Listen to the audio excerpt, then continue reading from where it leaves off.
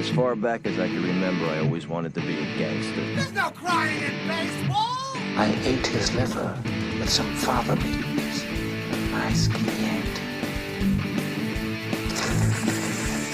That was totally wicked! If I can change, and you can change, everybody can change!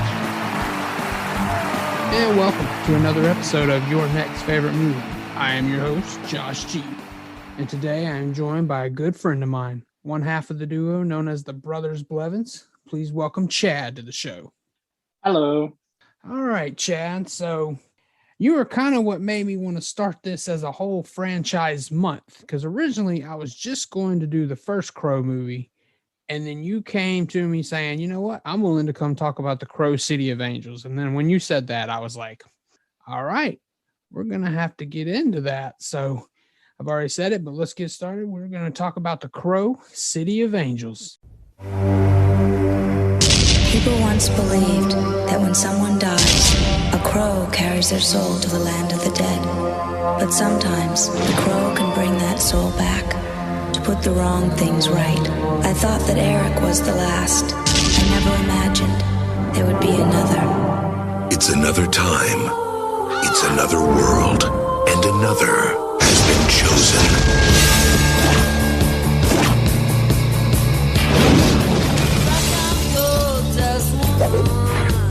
Take your silver spoon, take your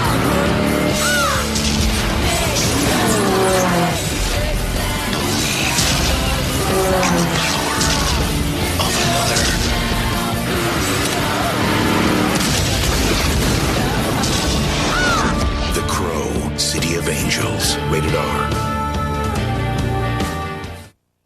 So Chad, tell everyone when you first saw this film. So I first saw the film when it was initially released, and I went on a Sunday because my mom had to work all weekend, so she had Sunday afternoon free. So she took me to go see it at this little, well, I guess now it'd be a little considered a little rinky-dink theater down the road from where we lived. It wasn't the stadium seating or anything. It was just the sort of flat seating. But yeah, good times. So did Chris go see this? Your brother? No. So Chris it was just didn't. you. It was just me, and actually, Chris was never interested in the movie. I don't even think he was even interested in the Crow, because initially my mom, when we went to go see the first Crow movie, my mom took me with her to see that. God, I must have been what? When did that first movie come out? 94? 94, yes. Yeah, so I would have been 9, I think.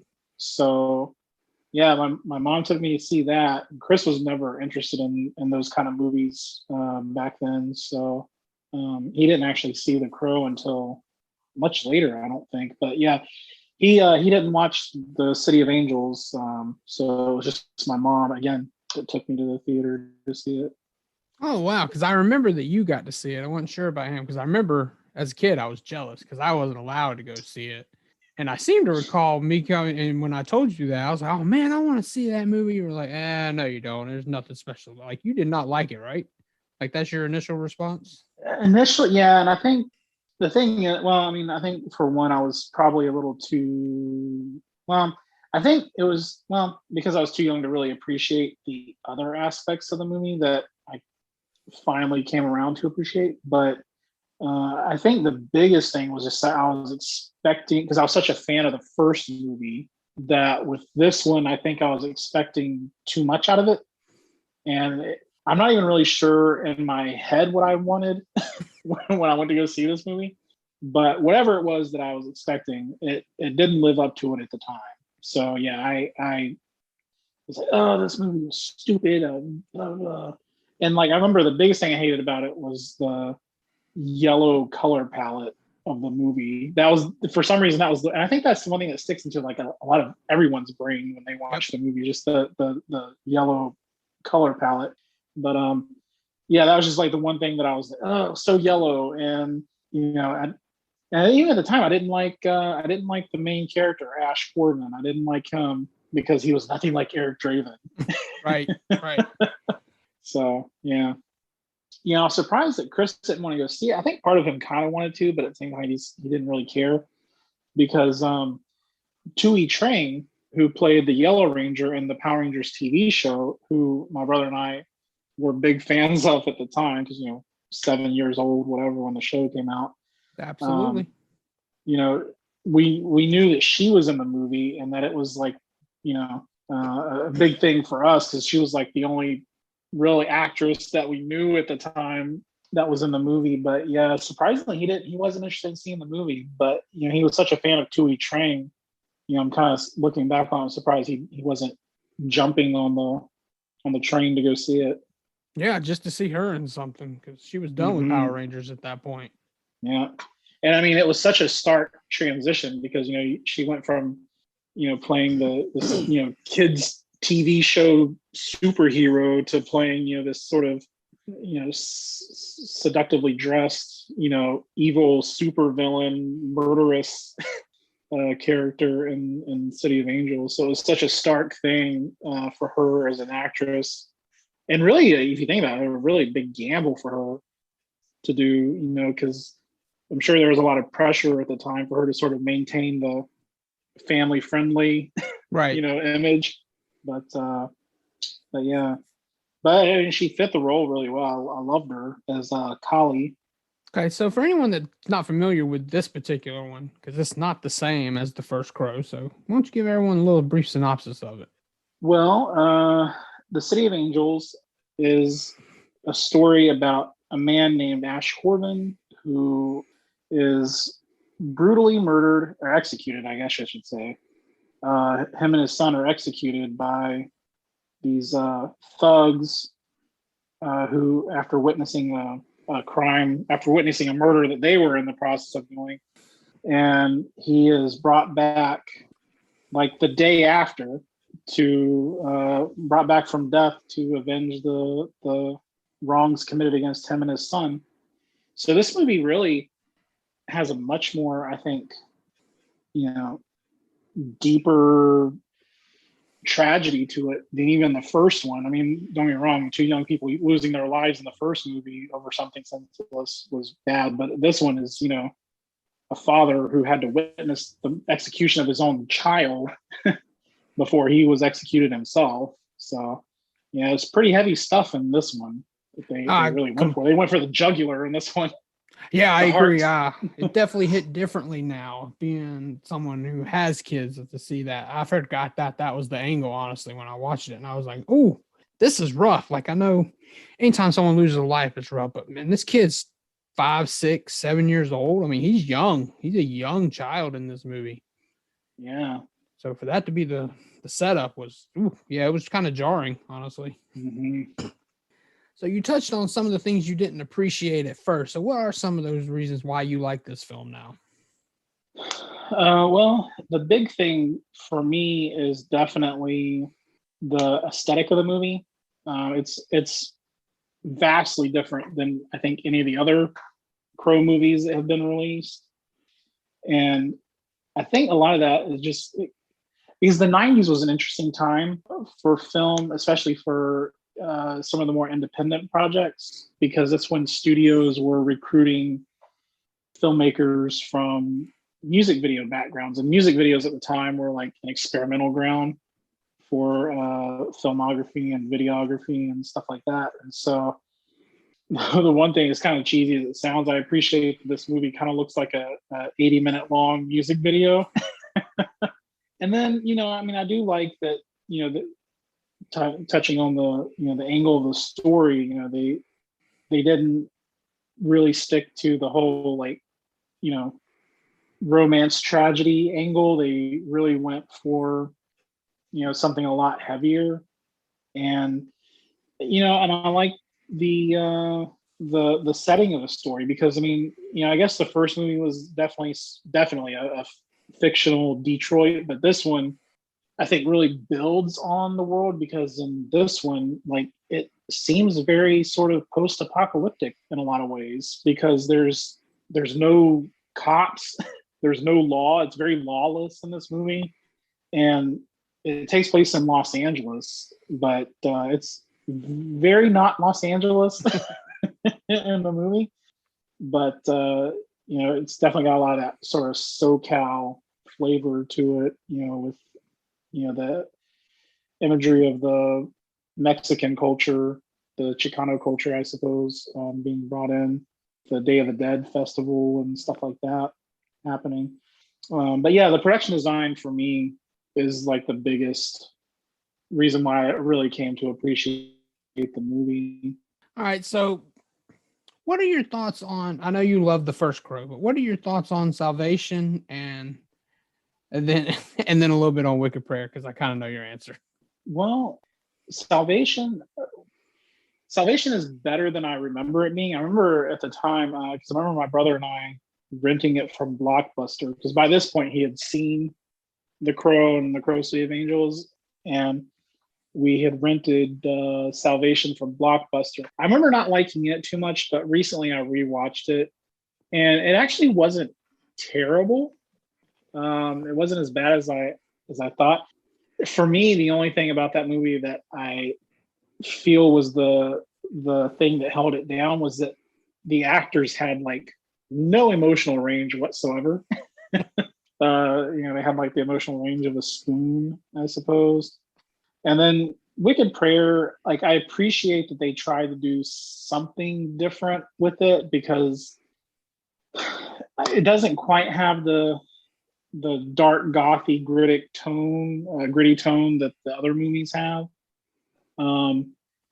It's weird. I kind of feel like the movie can't decide what it wants to be, because it's almost kind of comedic, and I don't know if it's like there are comedic elements to it, I suppose, in terms of the act, because the acting is very vampy to me in that movie. Like it's just like they sort of, I feel like the actors like try to oversell a lot of the things, so they're just really over the top. And I think the movie just kind of lacked what it wanted to be in terms of its tone and stuff. And I really just didn't care for the characters. And like the main character, Edward Furlong plays, I forget the name of his character. I think it's my head. Jimmy Cuervo. Yes, Jimmy Cuervo. And of course, Cuervo, for relating to the bird, even though that's not crow. I think that's in Spanish. I think that's a raven. I think Cuervo is a raven in Spanish. But they kind of do that with all the movies, because they have a corvin, which comes from corvus, which is the species of the bird and stuff. Anyway, but I didn't like Jimmy Cuervo. To me, he was an unlikable character. I mean, I see they were trying to go for like the redeeming arc for him, but he wasn't a likable character. And I didn't really care for David Boreanaz.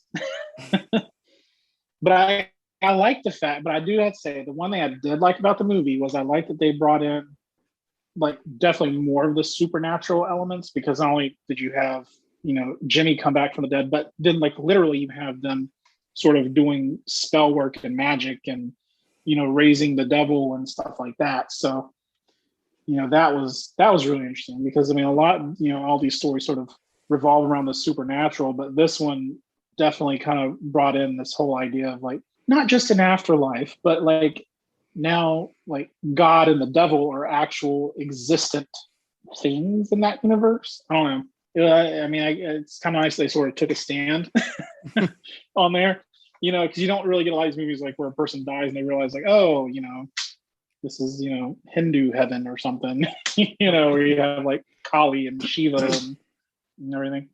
But yeah, I do like that they brought in some of those. But other than that, I just, sorry, I didn't care for Wicked Prayer. All right, so if you got to have your own sequel to this movie, what would you want to see? Well, interesting you should say that, because there's actually, with City of Angels, there is a big controversy about the movie, because the movie that we got was not the movie that the director, Tim Pope, wanted to put out. He was actually working on a 140-minute cut, I believe, of the movie. And at some point down the pipeline, convicted rapist Harvey Weinstein got his hands on the movie and trimmed it down to 80 minutes.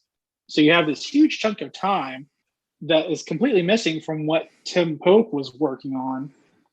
And so what ended up happening was a lot of the scenes, because if you watch the movie, like it's almost like the scenes don't breathe very much. Like they're either cut short or things kind of seem like they're rushed or whatever between scenes. Like there's not really a lot of transition. There's no time to breathe. And a lot of that was because those scenes were trimmed down because Harvey Weinstein wanted them trimmed down. And then he even ordered some reshoots of the movie. And the point that I'm kind of sort of getting around to at some point is that if you read the shooting script, or even if you read the novelization of the movie, which was based on the shooting script that the writer was given, the ending of the movie is completely different than what we got, and actually left open the idea for possibly more Ash Corvin's story, because in the Tim Pope version, Ash kind of gets cursed to walk the earth forever. So he doesn't actually die like he does in the movie. So there's a lot of possibility there for Ash, and I would definitely see him as I guess it would just depend. He would definitely be more of a tragic soul, and I think probably if they did a sequel and they followed that vein, he would probably definitely be a character that would be trying to figure a way to get out, to try to find an exit from his cursed life. So yeah, I mean, if they did a sequel, that's what I would like to see. And I would just like to see them restore the original Tim Pope cut. So let's get that trend going. Hashtag release the Pope cut. Release the Pope cut. Because like you told me, there is a work print version on YouTube, right? Yeah. So I don't know the full story about it, but there is a sort of a fan cut of the film that's on YouTube that actually somehow somebody was able to find some of the cut footage from some of the scenes and restored them. And actually, a lot of the scenes were in the final version were reordered, rearranged out of sequence from the way Tim Pope wanted them. And the fan cut sort of restores the order of how the scenes were supposed to go, and they restore the ending, because you can actually find the footage of the original ending of the movie on YouTube.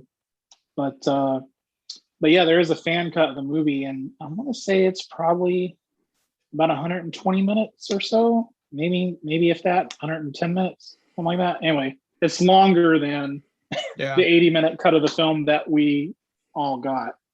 Right. Yeah. I tried to watch it. It is rough because it's, work print material. So it is not good quality. And and it's low quality. So, you don't get like the HD footage. You get like 280 or 360, quality thing. And then, they cut in like parts of the script, like the actual text from the script they will put on the screen of like what happens, in the scene or before the scene or even after the scene. They'll like intercut some of the actual text from the original shooting script. And the original shooting script you can find online too. That was dated, I think, in September of the previous year before the movie was actually released. So, right. Yeah. So probably 95, because I think it came out in 96. Yeah. I think you're right. All right, so let's say you got to have a remake. We love remakes. The Crow is a movie that's been on the remake block over and over and over, never getting the green light to go ahead. So, but this is a green light specifically of City of Angels. So you're recasting Ash Corvin. Oh man, see, I don't know. I don't know anybody that I would necessarily or that I would necessarily gun for to replace that role, because I think Vincent Perez sort of played it really well. So for me, he's kind of like the only Ash Corvin. But I don't know. I mean, I know if I was casting like Eric Draven, I know one of the things I had talked to you about was possibility of casting Andy Biersack from Black Veil Brides in the role of Eric Draven. But I don't think he would work well as Ash Corbin though. For me, I just don't see him as Ash Corbin. Okay. So I don't know. I don't know who I would get, but it would have to be somebody that, it would definitely have to be somebody that could be like, that could play the family man really well, a single father really well. So I don't know. I'm kind of at a loss for that, to be honest with you. And I loved Mia Kirshner. Yeah, Sarah. As Sarah. Oh my God. Like, I had such a crush on her. I think it was her angel wing tattoos that she had on her. So, yeah.